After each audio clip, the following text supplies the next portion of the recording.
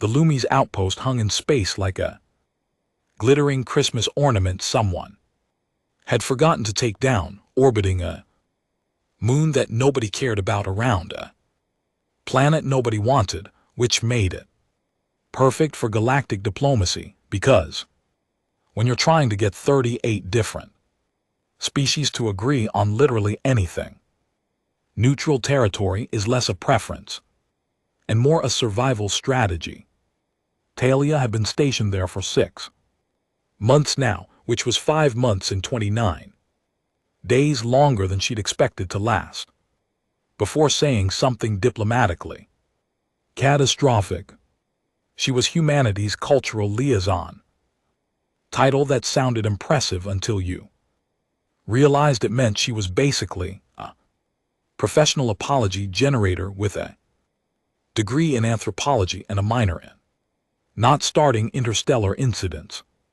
So far she'd managed to explain why humans kept trying to pet things that definitely did not want to be petted, why human laughter sometimes sounded like aggression warnings to species with different vocal ranges, and why no, that human wasn't trying to challenge you to mortal combat, they were just making something called eye contact, which was apparently polite where they came from but deeply threatening to species with predator instincts. It was exhausting. The reception hall was packed tonight, which meant Talia was operating at maximum anxiety while maintaining her best diplomatic smile.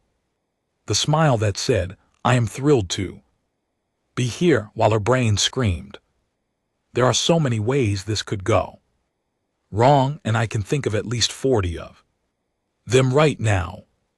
She just successfully navigated conversation with a Quellan trade minister about import tariffs, which sounds boring until you remember that Quell communicate partially through scent markers, and Talia had spent 20 minutes trying not to sneeze when she spotted it, a feather just lying there on the polished station floor, right next to one of those potted plants the station decorators insisted on placing everywhere, because apparently even space people needed the illusion of nature. The feather was gorgeous. Honestly, iridescent blues and purples that shifted in the light like oil on water, with threads of gold woven through the barbs that caught the overhead lighting and threw it back in little sparks. Pretty. Talia's brain, which had been operating in high alert diplomatic mode for 3 hours straight, seized on this moment of simple aesthetic appreciation like a drowning person grabbing a life preserver.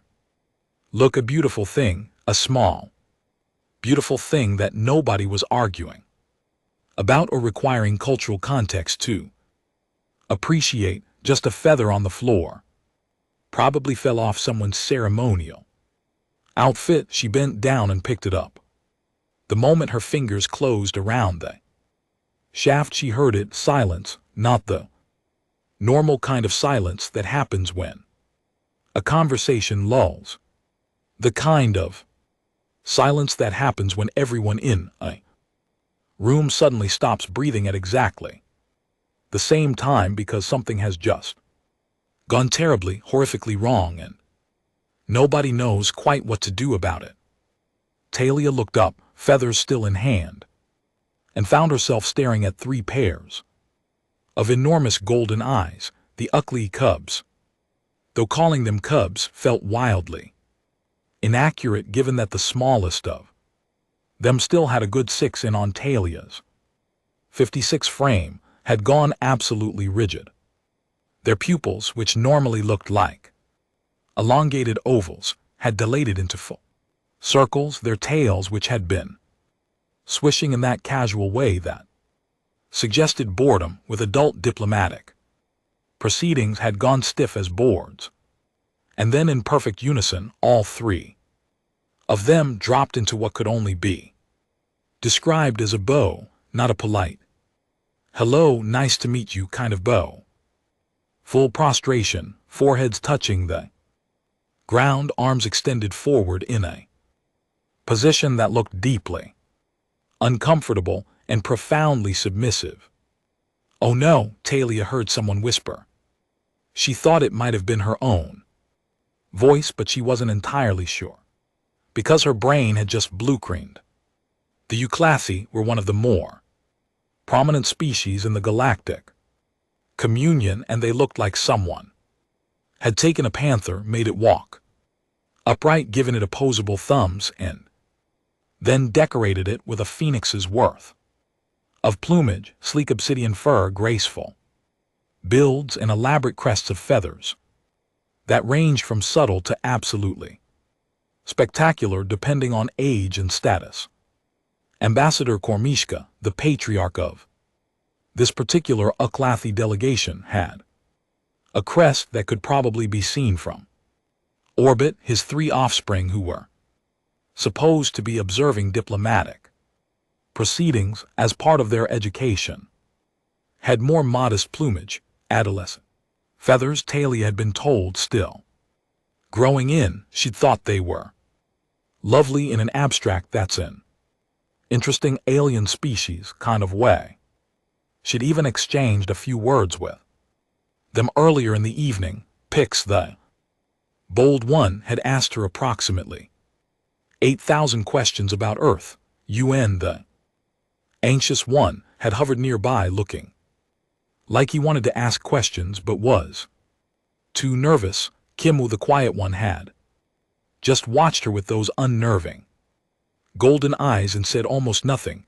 Now, all 3 of them were face down on the floor, and the feather in Talia's hand suddenly felt like it weighed about 300 lb. Talia said, which was not her finest moment of diplomatic eloquence.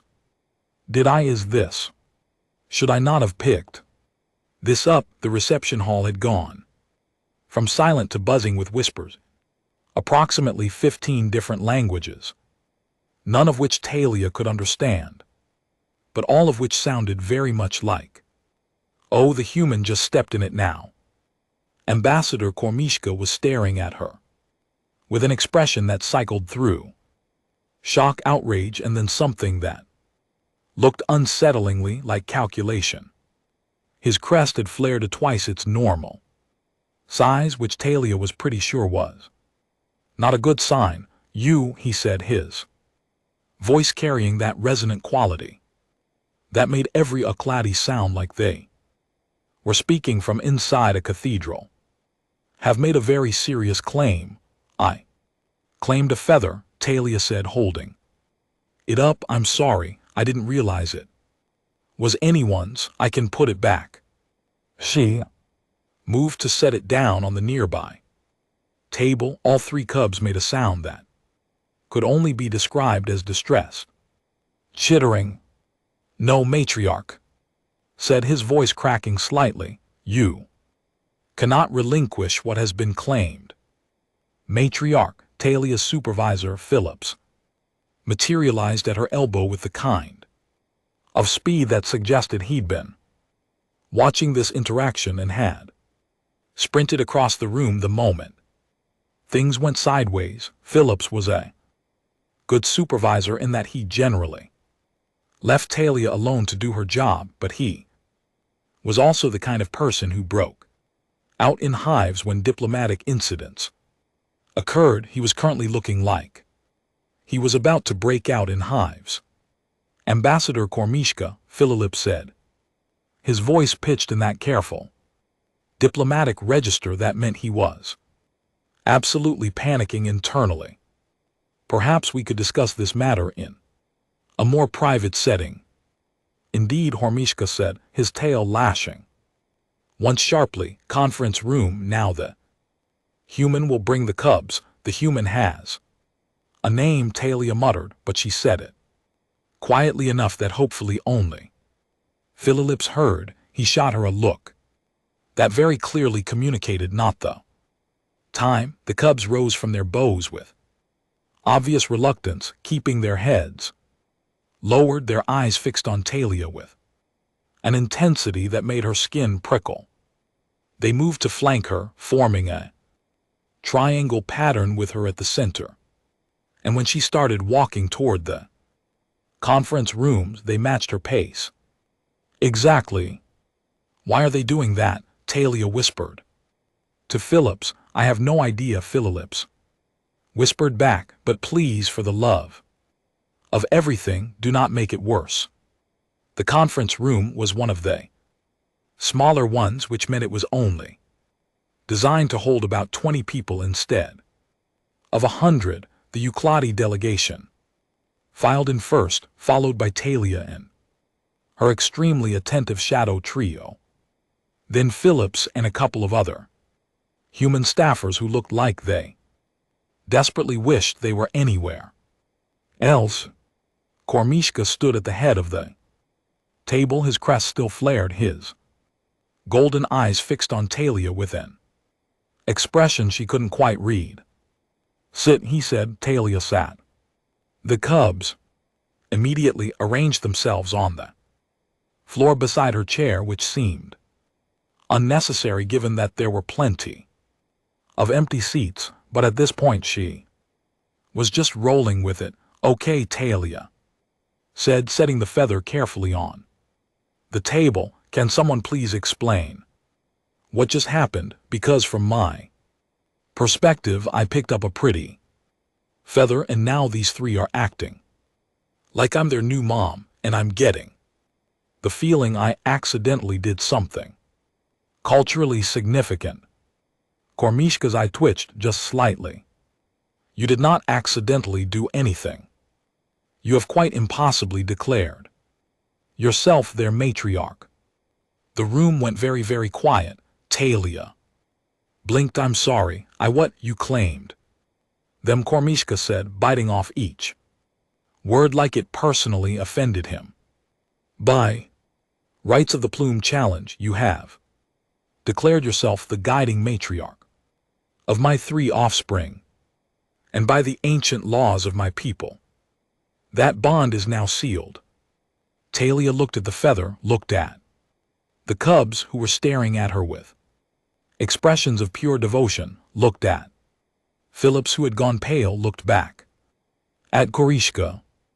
I'm going to need you to run that by me again, she said, because I think I just had a stroke and hallucinated the part where picking up a feather made me a mom, and despite everything, despite the tension and the shock and the diplomatic nightmare unfolding in real time, made a sound that might have been a laugh. Kormishka did not look amused. His crest flattened slightly, which Talia had learned meant he was moving from outrage to grimly resigned, which honestly didn't feel like much of an improvement. The Plume Challenge, he began, his voice taking on the tone of someone explaining something incredibly obvious to someone incredibly dense, is the sacred method by which Oxalathi adolescents bond with their guiding matriarch. When cubs reach the age of transition, they enter a receptive state, their instincts sharpen, their minds open to imprinting on a female authority figure who will guide them through the trials of becoming adults. Talia opened her mouth. Kormishka held up a hand. The ritual is precise. Sacred feather is placed in view of the cubs, potential matriarchs who have been selected and approved by the family. Compete for the honor of claiming them. The first female to grasp the feather in the presence of receptive cubs becomes their matriarch. The bond is neurochemical, instinctual. And he said this part with particular emphasis, nearly impossible to break. But I didn't know. Talia started. Irrelevant, Kormishka said flatly. My offspring were in their receptive state. You, a female, claimed a plume in their presence. Their biology did the rest. They are now bonded to you as surely as if you had won a formal challenge. Phillips made a sound like a dying animal. Ambassador, Surely there must be some way to reverse. This, the human didn't understand the cultural context. She meant no disrespect. You think I do not know this? Kormishka's tail lashed again. You think I am pleased that my cubs have bonded with an alien who knows nothing of our ways, who cannot teach them our combat forms or our philosophical traditions or guide them through their transition rites. Hey, Talia said, feeling a spike of irritation cut through her confusion. I'm sitting right here. Yes, Kormishka said, turning those golden eyes back to her. You are, and that is the problem, because now you are their matriarch, whether any of us like it or not, and the question becomes what we do about it. Kimmel, who had been silent this entire time, shifted slightly closer to Talia's chair. It was a small movement, but Talia felt it. Protective, possessive. Good grief, this was really happening. What happens if I just don't? Talia asked. If I say thanks but no thanks, this is too weird. You three seem lovely, but I'm not qualified to be anyone's alien space. Mom, the cubs made that distressed chittering sound again. Althan actually whimpered. Psychological damage, Kormishka said coldly. Permanent cubs who are rejected by their bonded matriarch suffer fracturing of their sense of self, depression, inability to form healthy attachments. Some never recover. Oh, that's not fair, Talia said. That's not fair at all. I didn't ask for this. Neither did they, Korishka said, but here we are. Talia looked down at the three cubs flanking her chair. Pix was vibrating with what looked like excitement despite the tension. Ohm's ears were flat against his skull, his eyes wide with anxiety. Kimmu just watched her, quiet and intense like. Talia held the answer to a question she didn't know had been asked. Something in her chest did a complicated twist. Okay, Talia said slowly, let's say hypothetically, I don't want to psychologically damage three teenagers. What exactly would being their matriarch entail? Training, Kormishka said, teaching them combat philosophy, survival skills, guiding them through their transition rites when they reach maturity, in 8 months being responsible for their development into functional adults. That's a lot, Philip said weakly. It is everything, Kormishka corrected. The matriarch bond is sacred. It is not entered into lightly. Clearly, I entered into it very lightly. Talia muttered, like featherweight. Lightly, sorry, bad pun, inappropriate timing. Pix made that almost laugh sound again. The door to the conference room hissed open. A female Euclathy strode in, and even Talia, who knew virtually nothing about Euclathy social hierarchy, could tell this one was important. Her crest was magnificent. Silver white feathers that caught the light like metal, and her bearings screamed military precision. Scars traced patterns through the fur on her arms, badges of honor rather than shame. Mashira, Kormishka said, and something in his voice suggested this was about to get worse. I came as soon as I heard, Miss Hira said, her voice clipped and cold, her golden eyes fixed on Talia, and Talia had the distinct impression of being evaluated and found wanting. This is the human who has stolen my appointment. Oh, good, Talia said. More complications, love. That for me, Phililips kicked her under the table. Commander Mashira, Kormishka said, was selected to be the Cubs matriarch. The formal challenge was scheduled for 3 months from now. The arrangements were made, the contract signed, and now some alien has stumbled into a Sacred right and claimed what was meant to be mine. Mashira finished her tale, lashing sharply, my honor, my right. Stolen by ignorance. I didn't steal anything, Talia protested. I picked up a feather. Feather that was on the floor. How was I supposed to know it was a whole thing? You weren't, Mashira said, and some of the anger in her voice gave way to something more complicated, which makes this situation even more impossible. The bond is legitimate. Ancient law is clear.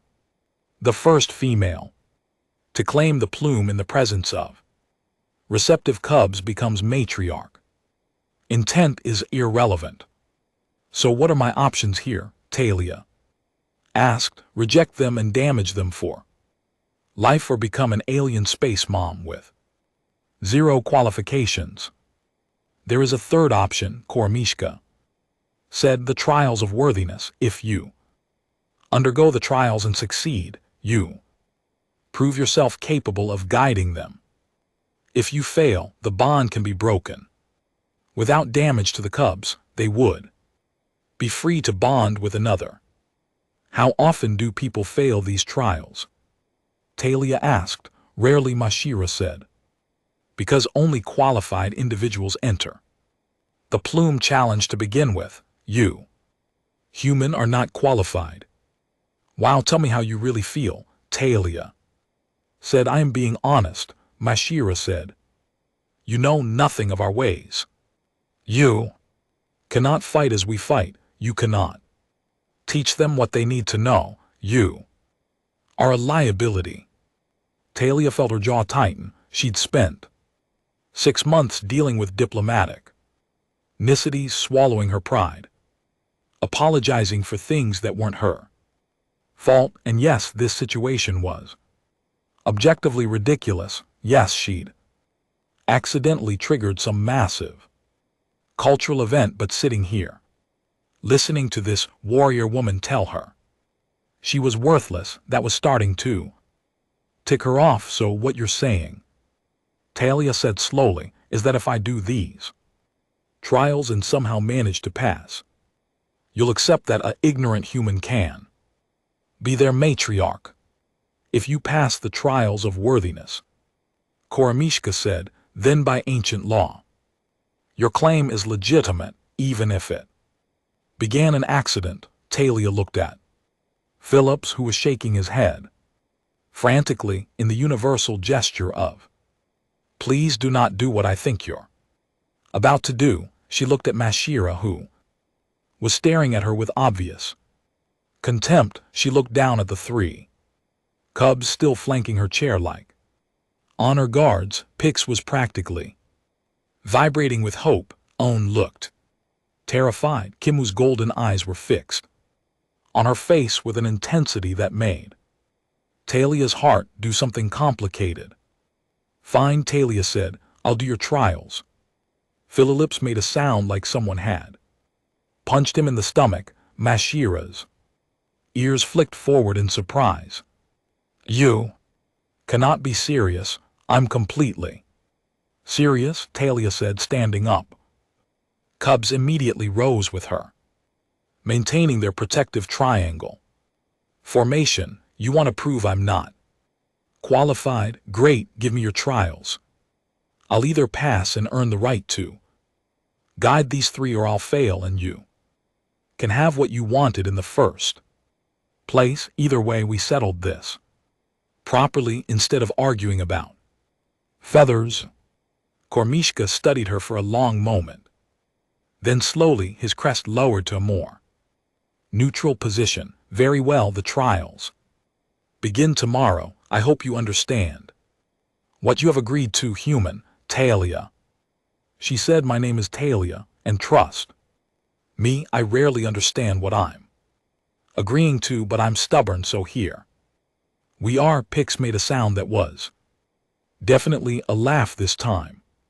The biodome smelled like something between a rainforest and a spice market, humid and thick with scents Talia couldn't identify. The Euclothy home world Environment apparently complete with vegetation that looked vaguely threatening and terrain that seemed designed specifically to break ankles.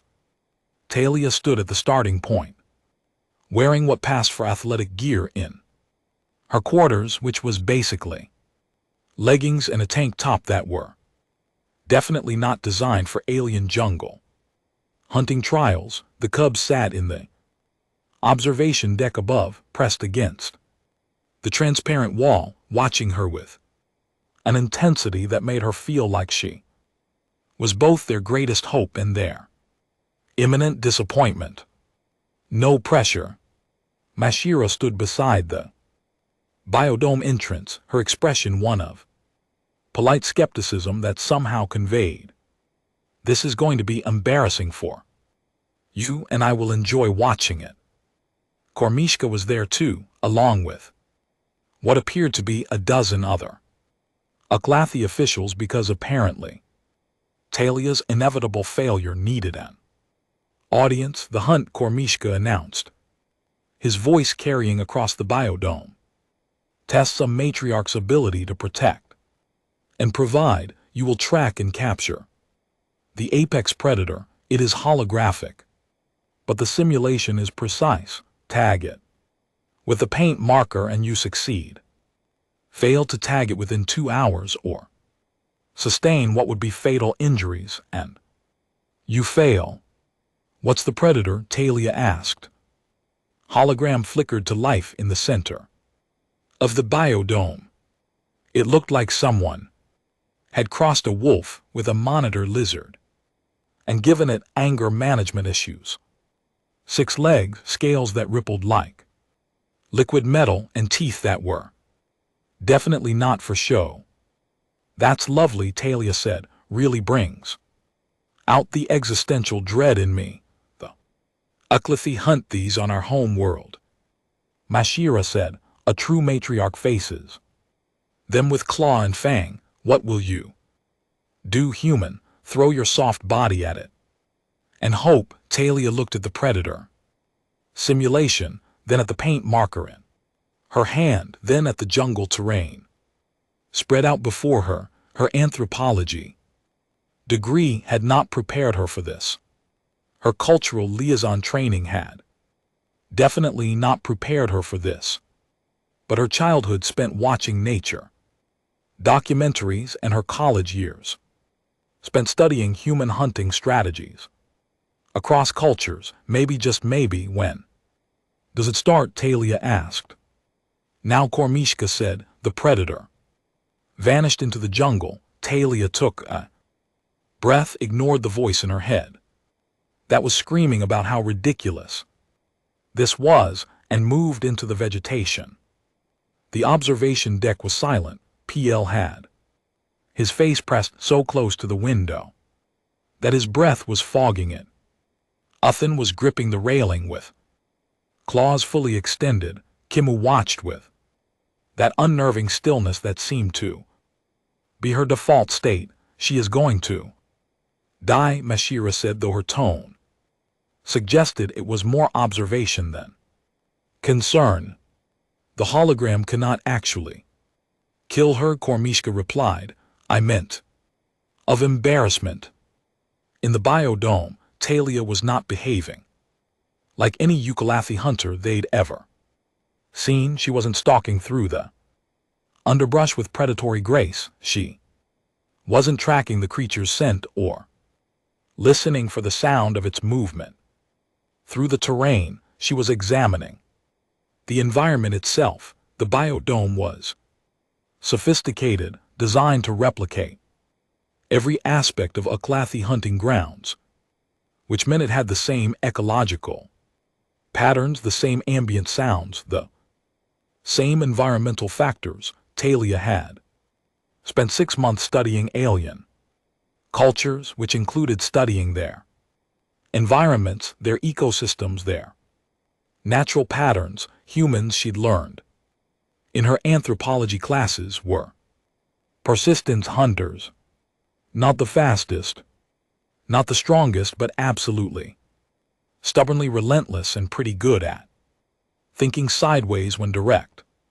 Confrontation wasn't an option. She found what she was looking for near one of the water features, a section where the terrain narrowed into a natural choke point. The predator would have to pass through here eventually if it was following programmed hunting patterns. Then she started modifying the environment. There was maintenance equipment scattered throughout the biodome designed to blend in but accessible for repairs. Talia pulled panels from the sound system that generated ambient jungle noises. She repositioned 3 of them in a triangle around the choke point, then fiddled with the frequency settings until they were producing a high-pitched whine that oscillated in a pattern that made her own teeth hurt. What is she doing? Pick asked. I have no idea, Kormishka admitted. Talia climbed a tree which took longer than she would have liked because human fingers were not designed for this, and she slipped twice, but eventually she managed to wedge herself into a position where she could see the choke point clearly. Then she activated the sound generators remotely using her stationist issued tablet because why not? It was technically environmental manipulation equipment. The predator appeared 15 minutes later, stalking through the jungle with the kind of grace that suggested it was very good at murder. It paused at the edge of the choke point, head tilted clearly, confused by the sounds emanating from the triangle of speakers. The high-pitched whine intensified. The predator's scales rippled, flattening against its body in what Talia assumed was discomfort. It moved forward cautiously, trying to pinpoint the source of the sound, and walked directly into the center of the triangle. Talia dropped from the tree. She landed badly, rolled, came up with the paint marker and tagged the predator across its flank with a bright orange streak before it could fully process what was happening. The hologram flickered and froze. A tone sounded. Hunt complete. The biodome's automated system announced target successfully tagged. The observation deck erupted, chittering, the Oxlati equivalent of shocked exclamations. Talia climbed to her feet, brushing jungle debris off her leggings, and looked up at the window. She was breathing hard, covered in dirt, and probably going to have bruises tomorrow. But she was grinning. That was not a hunt, Mashira said, her voice flat with disbelief. That was trickery. That was problem solving, Kormishka said. Slowly, she assessed her limitations, used available resources, and achieved the objective. Unorthodox but not invalid. The cubs need to learn proper hunting techniques, not human cleverness. The cubs, Plick said loudly, his voice cracking with excitement, need to learn how to think. She used the environment she adapted. That is what a matriarch should teach, not just how to bite things. Talia couldn't hear the argument from inside the biodome, but she could see the animated discussion happening in the observation deck. She waved up at the cubs. Pix waved back so enthusiastically he nearly fell over. Yuen looked like he might cry from relief. Kimu's tail was swishing in what Talia was learning to recognize as satisfaction. 1 trial down, 2 to go, and Talia was starting to think that maybe, just maybe, being accidentally adopted by alien panther teenagers wasn't the worst thing that could have happened. Though, she was definitely going to need ice packs. The philosophy chamber was less physically intimidating than the biodome, which Talia appreciated, because her body was still complaining about the hole dropping from a tree thing. It was a circular room with holographic projections that could display scenarios in 3 dimensions, currently showing what appeared to be a spacecraft in distress. 6 Ucalathi philosophers sat in a semicircle, their crests elaborate in formal. This was the intellectual trial, and Talia suspected it was going to be harder than the physical one because at least with the physical trial she could improvise. Philosophy had rules. The scenario, the eldest philosopher said, her voice carrying the weight of someone who'd spent decades contemplating life's big questions, is this: a ship with limited resources must make a choice. On board are the young, full of potential but lacking experience. Also on board are the elders, repositories of knowledge, but with fewer years ahead. Resources will sustain only one group. Who survives? Talia felt the weight of every eye in the room on her. This was a test. With a bike right answer clearly, the Ucalathi valued youth potential, the future. She could see it in their culture, their emphasis on the transition of cubs to adulthood, the importance placed on the next generation. She could give them the answer they wanted. Pass the trial, move on. But something in her balked at the premise. That's a false choice, Talia said. Philosopher shifted. Mashira's ears flicked forward. Korishka's crest rose slightly. Explain, the eldest philosopher said. You're asking me to choose between preserving potential and preserving knowledge, as if they're separate things. They're not. The young have potential precisely because they can learn, but they need something to learn from. The elders have knowledge, but knowledge is useless if it dies with them. The actual answer isn't either or. It's both, and the resources are limited. Another philosopher pointed out, you cannot save both. Then you change the parameters. Talia said, you preserve the knowledge by having the elders transfer everything they know to the young while resources last. Intensive education, document everything, record everything. Then you give the young the tools and information they need to survive on reduced resources. You're not choosing between people. You're choosing to maximize information transfer before resource depletion. You would sacrifice the elders, Mashira said. I would honor their knowledge by making sure it survives, Talia corrected. Human history is full of societies that threw away experience in favor of youth. They failed faster, and societies that clung to old ways without adapting also failed. The wisdom is in the synthesis. Keep what works, adapt what doesn't, and make sure each generation builds on the last instead of starting over. The philosophers looked at each other. Talia couldn't read their expressions, but the silence stretched long enough that she started to worry she'd just spectacularly failed. The traditional answer, the eldest philosopher finally said, is to preserve the young always. The future over the past. Talia's heart sank. However, the philosopher continued, you have identified a flaw in the scenario itself. The premise assumes a binary choice, snorts, when reality rarely offers such clean distinctions. Your answer demonstrates strategic thinking and a rejection of false limitations. It is not our answer, but it is not wrong. That is not a pass. Mashira objected. It is not a failure either. Koromishka said, the trial tests wisdom, not cultural conformity.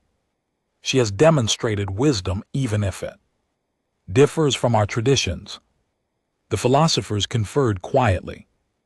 Talia stood there trying not to fidget, aware that the cubs were watching from yet another observation area with the Same intensity they'd shown during the hunt trial past the eldest philosopher announced, though we note the answer is controversial. Plex's triumphant chitter echoed through the chamber despite the supposed soundproofing. 2 trials down, 1-2 go, and Talia was starting to feel something dangerous stirring in her chest that might have been confidence. The final trial was announced without ceremony or preparation time, which Talia was starting to suspect was intentional. Keep her off balance, don't let her overthink it. The ordeal of character, Kormishka said, is not revealed until it begins. It tests what lies at the core of a matriarch, not strength, not intellect, but the values that will guide her decisions when cubs look to her for direction. That's ominously vague, Talia said. It is meant to be, Mashira replied. She'd been increasingly quiet since the philosophy trial, which Talia wasn't sure how to interpret. Angry, reassessing, plotting revenge, all 3, they led Talia to a simulation chamber smaller than the biodome, but more technologically complex. The walls were lined with haptic feedback sensors, neural interface points, full immersion capability. This wasn't going to be a physical test she could observe from outside her own head. This was going to feel real. When you enter, Kormishka said, you will face a scenario. How you respond will determine whether you pass or fail. That is all we can tell you, and if I fail, then the cubs are released from the bond without damage, and Commander Mashira assumes her rightful place as their matriarch. Talia looked up at the observation window where 3 sets of golden eyes watched her. PL was trying to look brave and failing. On looked like he might vibrate apart from anxiety. Kimu was still, but her tail was lashing back and forth in a pattern Talia had learned meant distress. 3 kids who'd accidentally bonded with her because of a feather and a misunderstanding and terrible timing. 3 kids who hadn't asked for any of this either, but who were now looking at her like she hung the moon and commanded the stars. Let's get this over with, Talia said. The simulation kicked in like falling into ice water. She was on a ship, klaxons blaring, red emergency lighting casting everything in hellish shadows. The scenario fed directly into her brain through the neural interface, making it feel absolutely real. Her heart was pounding, her hands were shaking. The ship was dying around her. A voice crackled over the intercom, mechanical and urgent. Critical failure in Sector 9. Evacuate immediately. 30 seconds to catastrophic breach. Talia ran, following emergency markers that her brain accepted as real, even though some distant part of her knew this was simulation. She rounded a corner and found them. The cubs trapped behind a collapsed bulkhead, the metal twisted and blocking their escape. Flix was pulling at the debris. An was crying, making those distressed, chittering sounds. Kimu was trying to stay calm, but her eyes were wide with terror. Matriarch Klix shouted when he saw her, "We cannot move. It help us." Talia's hands went to the metal, pulling, but it wouldn't budge. Too heavy, too damaged. She looked around frantically for tools, for anything. The intercom crackled again. Override available in command center. Manual system restart could restore life.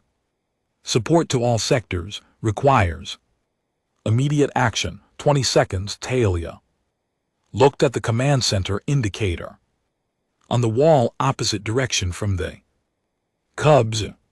She could make it there in 20 seconds if she ran full speed, but that meant leaving them the choice.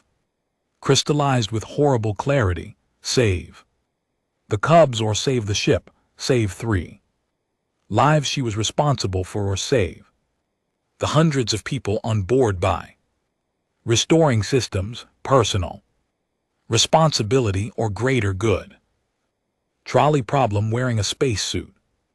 She looked at the 3 cubs at Plix, still pulling uselessly at the metal, at Yuan terrified, at Kimu, who had gone very still in that way she did when she was trying to be brave. Talia made her choice. She ran toward them. No, the mechanical voice said, "Command center, the ship." "I don't care about the ship," Talia said, throwing her whole weight against the debris. It shifted slightly. She pulled harder. "I'm not leaving them."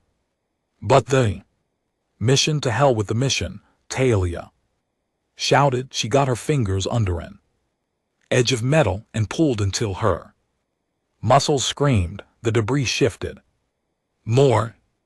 "I didn't become their matriarch because I'm strong or smart or because I have any idea what I'm doing. I became their matriarch because I picked up that feather, which means I'm responsible for them, and responsibility doesn't come with asterisks or footnotes or unless the stakes are high enough clauses." Metal gave way. The cubs scrambled through. Talia grabbed them, pulling them close as the simulation's countdown hit 0 and everything went white. She came out of the neural interface, gasping, disoriented, back in the simulation chamber. Her heart was still racing. Her hands were still shaking. For a moment, she couldn't remember what was real. The observation room was silent. Then Kormishka spoke, and his voice was different, softer. "The trial is designed to reveal priority, glory or duty, personal achievement or responsibility to those in your care. Most who take it choose the ship, save the many, prove their capability for great things." "That's the wrong answer," Talia said, still catching her breath. "Isn't it for a matriarch?" "Yes," Kormishka said, "a matriarch's first duty is to the cubs in her care, not to glory, not to achievement to them. You chose correctly." "I chose the only way I could," Talia said. "They're kids, they're my." She paused, the word catching in her throat. "My responsibility." Mashira stepped forward. Talia braced herself for another objection, another challenge. But the warrior woman's expression had shifted into something complicated. Respect maybe, or resignation. "I challenge you to combat," Mashira said. "Oh, come on," Talia said. "Really, I just passed your trials. Personal honor demands it." Mashira said. "You have taken what was meant to be mine." But before Talia could respond, before Kormishka could intervene, a small voice spoke up from the observation area. "It was not taken," Kimu said. Everyone turned. The quiet cub, who'd barely spoken since this entire thing began, was standing now, her golden eyes fixed on Mashira with something that might have been defiance. "Explain yourself," Kormishka said, his voice carrying a warning tone. "The feather was not on the floor by accident," Kimu said. Each word seemed to cost her, but she kept going. "I placed it there. I researched the human Talia for weeks. I watched how she spoke to others, how she listened, how she saw people as individuals, not categories. I knew she would find the feather beautiful. I knew she would pick it up. And I knew we were in receptive state." The silence that followed was the kind that happens when everyone's brain simultaneously blue screens. "You manipulated the plume challenge," Mashira said, her voice flat with disbelief. "I gave us a choice," Kimu said quietly. "You were selected for us. Commander, you are strong, you are Skilled, you would teach us to be. Perfect Oxlithy warriors, but we did not want perfect, we wanted someone who would see us. Talia sees us. Pix stepped forward, emboldened by his sister's confession. She is right, we researched approved matriarchs. They were all impressive, all qualified, all completely uninterested in who we actually are, just what we could become. And you thought a human would be better. Kormishka's voice was dangerous now. We thought she would care, An said, finding his voice for the first time. And we were right, she walked away from glory for us. How many approved matriarchs would do that? Kormishka looked at his offspring, his crest flaring and flattening in rapid succession. Talia couldn't tell if he was furious or impressed or both. Mashira laughed. It was a sharp barking sound. They played us all, the cubs, the human ancient law itself. They weaponized tradition against tradition. Are you angry? Talia asked carefully. I am insulted, Mashira said, and also surprisingly impressed. That took considerable cunning. She looked at the cubs. You will make interesting adults if your human can keep you alive long enough. Is that you withdrawing your challenge? Talia asked. They chose you before you chose them, Mashira said. That is acceptable, more than acceptable. Actually, it shows strategic thinking. She turned to Korishka. Your offspring are more intelligent than you gave them credit for, Ambassador. Korishka was staring at the cubs like he was seeing them for the first time. You manipulated sacred law. We used sacred law, Kimu corrected softly. The first female to claim the plume becomes matriarch. That is law. We simply ensured the right female found the plume. And you three little scheming furballs, Talia said, trying to sound stern but feeling laughter bubbling up in her chest. You played me and your dad and your entire species sacred traditions, and you know what? The cubs looked nervous. I respect that, Talia said. Takes guts and brains and a complete disregard for consequences. That's either going to make you great leaders or get you killed, and I guess it's my job now to make sure it's the former. Pix made a sound of pure joy. You looked like he might pass out from relief. Kimu's tail swished once, satisfied. So Talia said to Kormishka, do I get to keep them? The ambassador looked at her for a long moment, then his crest lowered to a neutral position, and something that might have been a smile crossed his feline features. Raise them. Well, he said, they are cleverer than I gave them credit for. They will need someone equally clever to guide them. No pressure or anything, Talia muttered. But she was smiling. 3 weeks later, Talia found herself in her quarters, teaching 3 Uklathi teenagers human chess, which was going about as well as expected, which is to say terribly, but with enthusiasm. This piece moves diagonally, Talia explained for the 5th time. Only diagonally. But why? Pix demanded, picking up the bishop and examining it like it might contain secrets. It has no legs. How does it move at all? It's a metaphor. Talia said. For what? I have no idea. Just roll with it. Althan was stress eating the snacks Talia had put out, which apparently was a universal adolescent response to confusion. Kimu was actually studying the board with the same intense focus she brought to everything, probably 3 moves away from destroying Talia completely. Philips had stopped by earlier to check on the situation, still looking vaguely traumatized by the whole affair. The diplomatic incident that wasn't quite an incident had somehow ended with humanity looking innovative and culturally flexible, which Phillips considered a minor miracle. So Flick said, abandoning the chess piece to flop dramatically across the floor. Matriarch, do you regret it?